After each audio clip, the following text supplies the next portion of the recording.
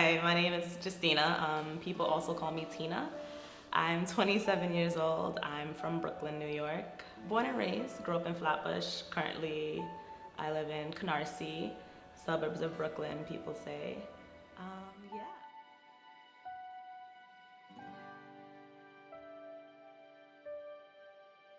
I can talk about many struggles actually, but one particular struggle that stands out to me the most, and something I did share with a few people, was being abused by someone that I was getting to know. We weren't really in a relationship, but it was, we were trying to build something, I can say.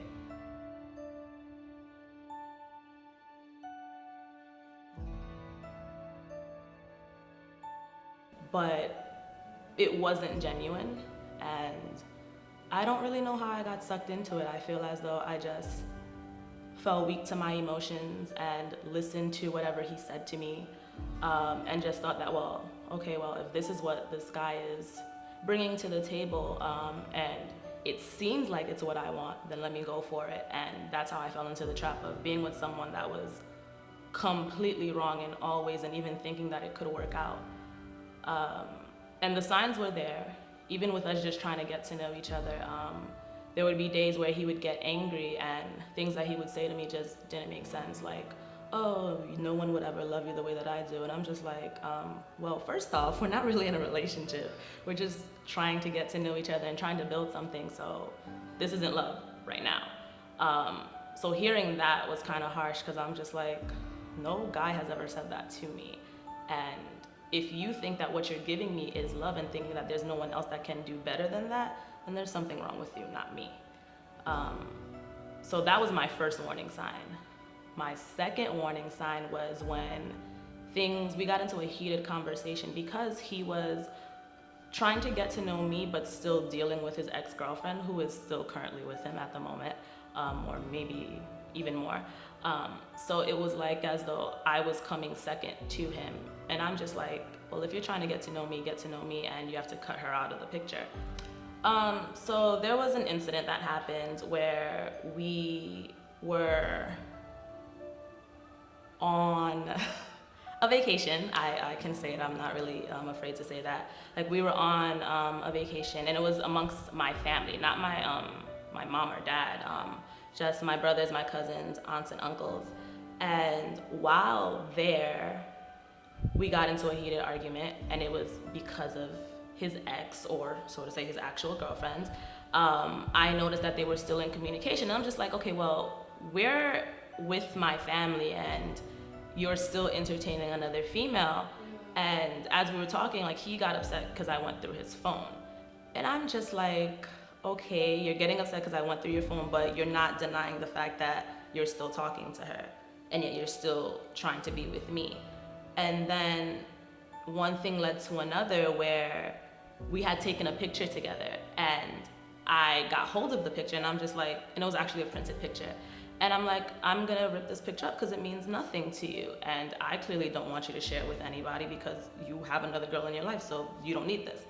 So I proceeded to rip up the picture, and he just came and yanked the photograph out of my hand, and all I remember was being pinned to a bed, dragged on the floor, pushed against the wall, and knowing myself, if I feel as though I'm in danger, I'm gonna fight back. So yes, I started fighting back. I started kicking him, throwing my arms, throwing my hands, whatever I can do to like let go of his grip, because he was a bigger man and he was built. One thing led to another, and he punched me in my face. Yeah.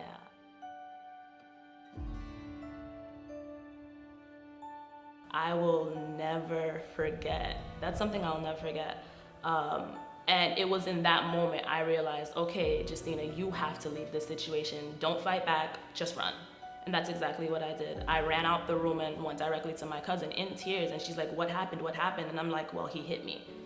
And then she went over and she started speaking to him, and then we were still arguing. And I'm just like, how dare you put your hands on me in with us just arguing over a picture, knowing that you're in the wrong.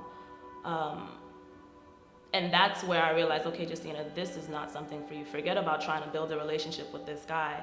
You need out. In the moment, how did you have realization? Of course, in that moment, the first thing that came across my mind was, I've never been beat by a man before. My father, growing up in a Caribbean household, people know that our parents beat us. You do something wrong, they beat us. My father has never laid a finger on me to this day, and I'm 27. So seeing that a man who's not related to me, who is barely nothing to me, put his hands on me, definitely left a scar in my life. And still to this day, even though I'm past that situation, I think about it like, okay, well, I have a guard up now.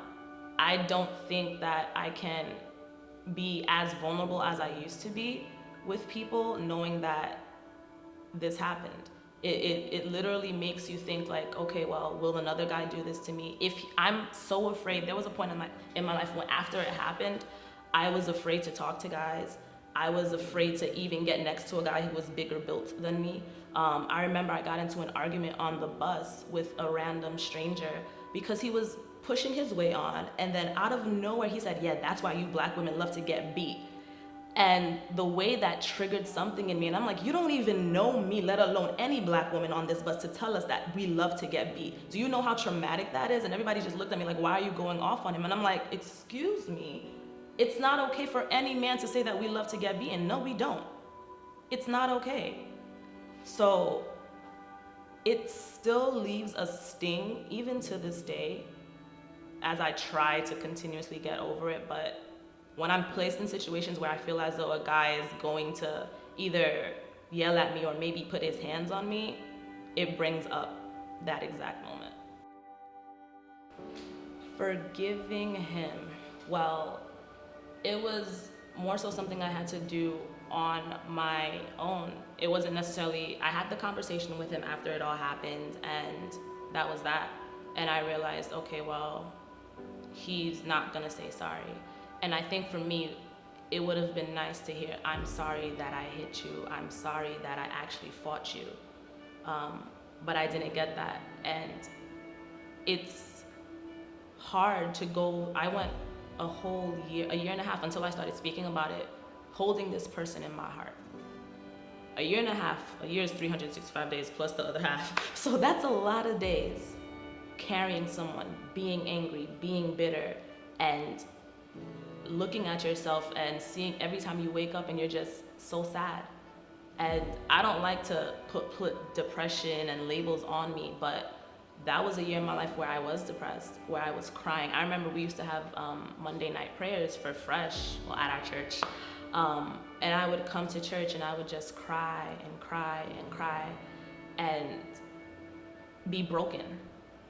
And it wasn't until I knew that God was pushing me to forgive him, because someone told me, like, you're broken and God is just telling you, let it go. There's no need for you to carry it anymore. God forgave you. God forgives him. Why can't you just forgive him? And forgive yourself. And one thing I couldn't do was forgive myself, because I allowed it to get that far. And I was putting blame on myself. And I was just like, well, Justina, if you hadn't, gone on vacation with your family and brought him, none of this would have happened. If you just listened to people telling you, like, don't be with him or don't entertain the fact that he's trying to talk to you, it wouldn't have gotten that far. So learning to forgive myself helped me learn to forgive him. In my life right now, I believe that I'm in a good place, spiritually, emotionally, mentally, physically. I'm learning to take care of myself and do for me what I can do for myself best. Career-wise, I feel like I'm in a good place, building